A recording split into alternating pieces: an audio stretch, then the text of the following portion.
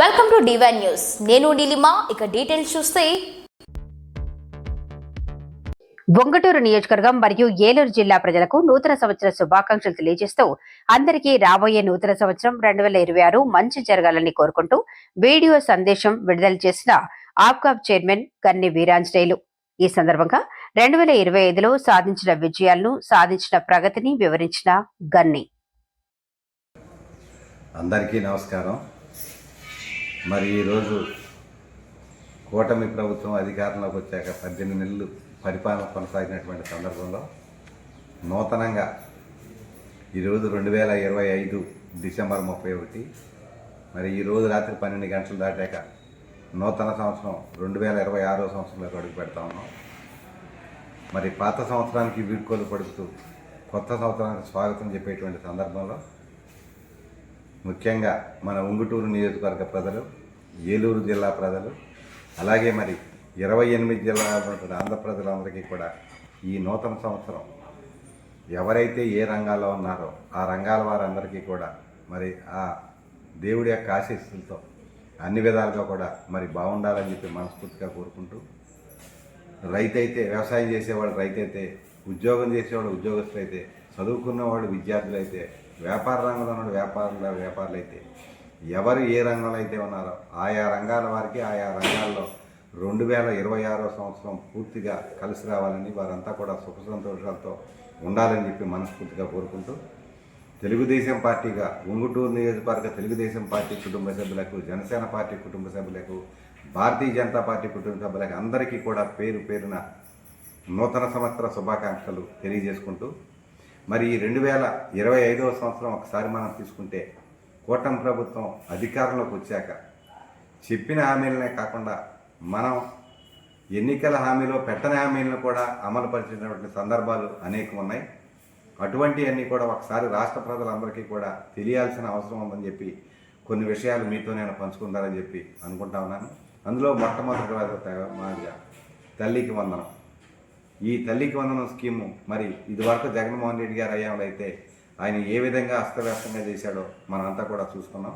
కానీ ఈవేళ తల్లికి వందనం అనే స్కీములో 67.27 లక్షల మందికి విద్యార్థులందరికీ కూడా 10,090 కోట్ల రూపాయలు ఇప్పటికీ తల్లికి వందనం చేసిన విషయాన్ని రాష్ట్ర ప్రజలందరూ కూడా, ముఖ్యంగా ఈ విద్యార్థుల యొక్క తల్లిదండ్రులందరూ కూడా గమనించాల్సిందిగా నేను కోరుతా ఉన్నాను.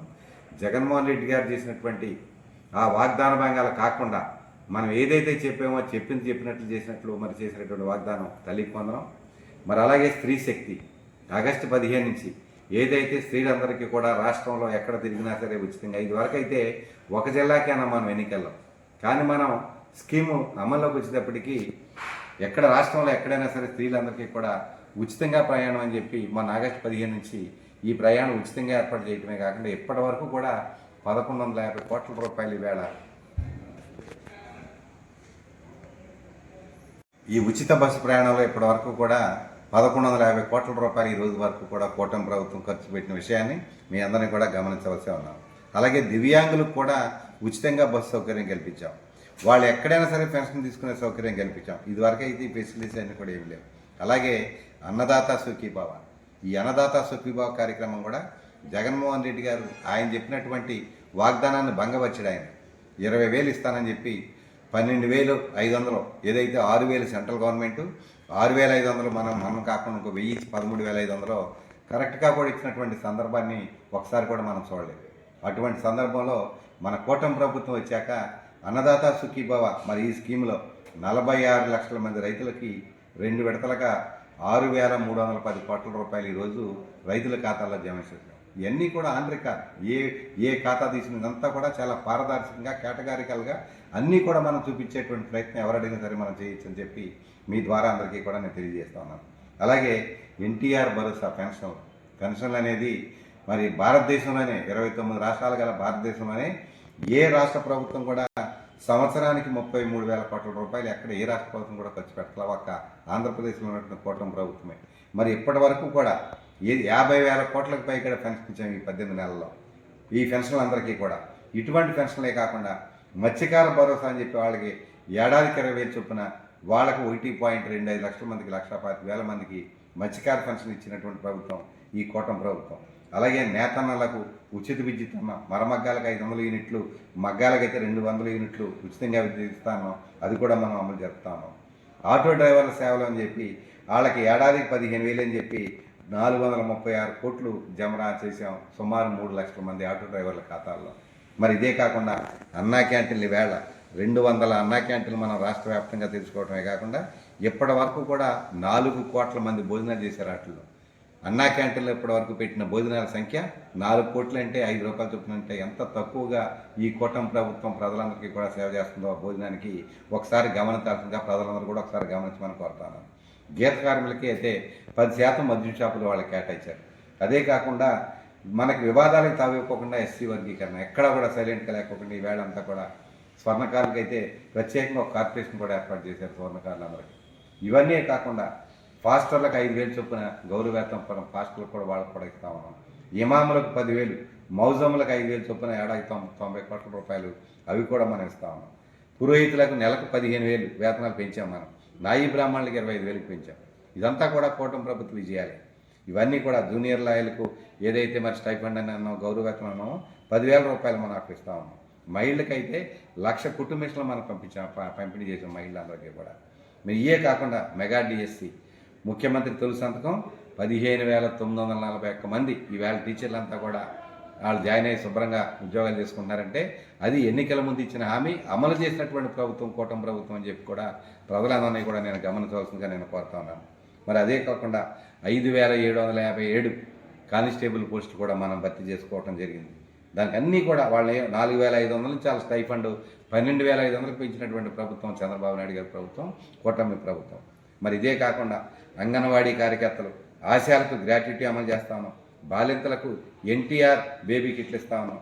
తర్వాత దాదాపు 84 లక్షల టన్నుల చెత్త రాష్ట్ర వ్యాప్తంగా స్వర్ణాంధ్ర కార్యక్రమంలో, స్వచ్ఛాంధ్రప్రదేశ్ కార్యక్రమంలో 84 లక్షల టన్నుల చెత్త అంతా కూడా క్లీన్ చేసినటువంటి పరిస్థితి. ఇది కూడా మనం అందరూ ప్రజలందరూ కూడా గమనించారు. ఎక్కడ చెత్త అక్కడ ఉండిపోయేది కదా ప్రభుత్వంలో.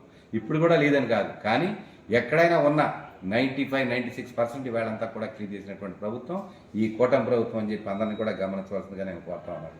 అదే కాకుండా మరి 1,000 కోట్ల రూపాయలతో రోడ్లు మరి మరమ్మతులు చేశాం.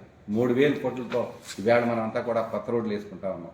ఇవన్నీ కూడా మనం అనేక రకాలైనటువంటి కార్యక్రమాలన్నీ కూడా మనం బ్రహ్మాండంగా చేస్తూ ఉంటే పోలవరం ప్రాజెక్టు వేళ ఎంత మరి వాయు వేగంతో ఆయన పూర్తయ్యే పరిస్థితి వేళ పోలవరం ప్రాజెక్టు, అమరావతి వేలాది కోట్ల రూపాయలు అనేక రకాలైన సంస్థల నుంచి కూడా రుణాలు ఇవ్వటమే కాకుండా అడుకో అని టిడ్కో అని సెంట్రల్ గవర్నమెంట్ అని అన్నీ కూడా అది ఏదైతే సెల్ఫ్ ఫైనాన్షియల్ సిటీ అని చెప్పి అమరావతి పేరు పెట్టామో దాని అంతా కూడా ఈవేళ వాయువేగంతో పూర్తి చేసేటువంటి పద్ధతి అంతా కూడా మనం చూస్తాము. రాష్ట్రం అంతా కూడా పోలవరం ప్రాజెక్టు, అలాగే అమరావతి రాజధాని, అలాగే ఏదైతే మనకి చదువుకున్నటువంటి పిల్లలు ఎవరైతే ఉన్నారో సాఫ్ట్వేర్ రంగం ఏదైతే ఉందో ఈ సాఫ్ట్వేర్ రంగంలో ఉన్నటువంటి పోస్టులన్నీ కూడా ఈవేళ అంతా కూడా బ్రహ్మాండంగా వేలాది కోట్ల రూపాయలు.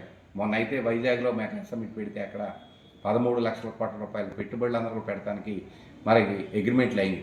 13 లక్షల కోట్లు అయిపోతాయని అంటారు ప్రతిపక్షం వాళ్ళు, అవ్వకపోవచ్చు. కానీ చదువుకున్న పిల్లలందరికీ కూడా పూర్తిగా ఉద్యోగాలు ఇచ్చే వరకు కూడా ఈ చంద్రబాబు నాయుడు గారు, పవన్ కళ్యాణ్ గారు, మోదీ గారి యొక్క కాంబినేషన్లో ఉన్నటువంటి యొక్క కూటమి ప్రభుత్వాన్ని చూసుకుని అనేక మంది లక్షలాది కోట్ల రూపాయలు పెట్టుబడులు పెడతాకి ఇక్కడ పారిశ్రామికవేత్తలు వేడ వస్తా ఉన్నారంటే అది కూటమి ప్రభుత్వం గంట అని చెప్పి ప్రజలందరూ కూడా ఒకసారి గమనించవలసిందిగా నేను కోరుతా ఉన్నాను.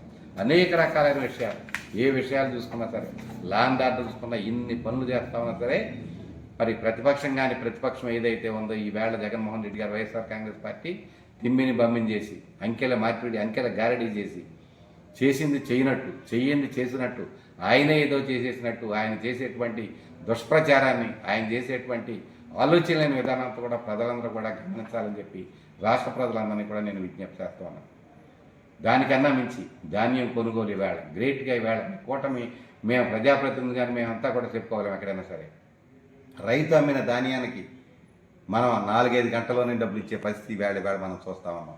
మద్దతు ధర కానీ, డబ్బులు ఇవ్వటం కానీ, సంచులు ఇవ్వటంలో కానీ, యూరియా సప్లై చేయటంలో కానీ ఎక్కడా కూడా ఏ విధమైన ఇబ్బంది లేకుండా ఇచ్చేటువంటి ప్రభుత్వం కూటమి ప్రభుత్వం. అలాగే ఆక్వా రంగానికి కూడా చేయాల్సింది ఇంకా 1-2 పనులు ఉన్నా సరే రూపాయన్నర కరెంట్ కానీ, ఆక్వా మార్కెటింగ్ ఏదైతే ఉందో ఆ మార్కెటింగ్ మీద స్థిరీకరణ కానీ ఇవంతా కూడా రాష్ట్ర ప్రభుత్వం మనం చూస్తూ ఉన్నాం. కరెంటు బ్రహ్మాండంగా ఇస్తూ ఉన్నాం. మనమంతా కూడా ఎక్కడైనా చిన్న చిన్న సమస్యలు ఏమైనా ఉంటే ఉండొచ్చేమో కానీ కరెంటు కూడా వేళ నిన్న మొన్న చూసాం మనం ప్రభుత్వం 13 పైసలు ఇంకా తగ్గించి ఏర్పాటు కూడా చేస్తున్న సూచనలు మనకు కనపడతా ఉన్నాయి కూటమి ప్రభుత్వం ద్వారా. ఇవన్నీ కూడా చూసుకుంటూ ఉంటే కేంద్ర ప్రభుత్వం మనకి ఎప్పుడైతే మనకు భాగస్వామిగా ఈవేళ డబుల్ ఇంజిన్ సర్కార్ ఎక్కడ ఉందో రైల్వే ప్రాజెక్టుకి వేలాది కోట్ల రూపాయలు మనకు వస్తూ ఉన్నాయి, నేషనల్ హైవే ప్రాజెక్టుకి వేలాది కోట్ల రూపాయలు మనకు వస్తూ ఉన్నాయి, అలాగే పోర్టుల అభివృద్ధి వేలాది కోట్ల రూపాయలు మనకు వస్తూ ఉన్నాయి, ఎయిర్పోర్ట్లు 7-8 ఎయిర్పోర్ట్లు వేళ మనకు అక్కడైతే భోగాపురం ఎయిర్పోర్ట్ అయితే జనవరి 4 ట్రయల్ రన్ కూడా జరుగుతూ ఉంది ఫ్లైట్ అక్కడ.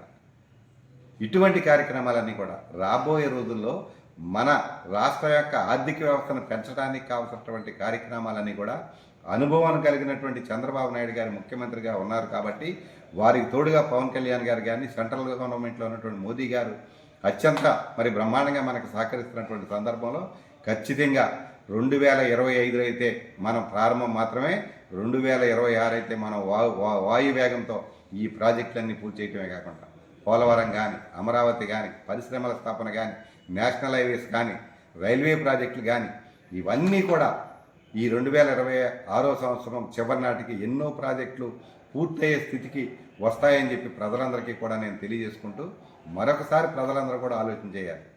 ఏ ప్రభుత్వం అయితే ఇక్కడ మనకు లా అండ్ ఆర్డర్ ఉంటుంది, ఏ ప్రభుత్వం అయితే మనకంతా కూడా అభివృద్ధి కార్యక్రమాలు చేస్తాయి, ఏ ప్రభుత్వం అయితే ప్రజల పట్ల ఆలోచన చేస్తూ ఉంది, ఇవన్నీ కూడా ఆలోచించి విజ్ఞత గల ఆంధ్రప్రదేశ్ ప్రజలందరూ కూడా కూటమి ప్రభుత్వానికి మీ ఆశీస్సులు ఇవ్వాలని చెప్పి మనస్ఫూర్తిగా కోరుకుంటూ మరొకసారి 2026 సంవత్సరం నూతన సంవత్సరం అలాగే సంక్రాంతి శుభాకాంక్షలు అందరికీ కూడా మనస్ఫూర్తిగా తెలియజేసుకుంటా ఉన్నాను. నమస్కారం. మీకు ఈ వీడియో నచ్చినట్లయితే లైక్ చేయండి, షేర్ చేయండి. ముందుగా కింద ఉన్న సబ్స్క్రైబ్ బటన్ పై క్లిక్ చేయండి.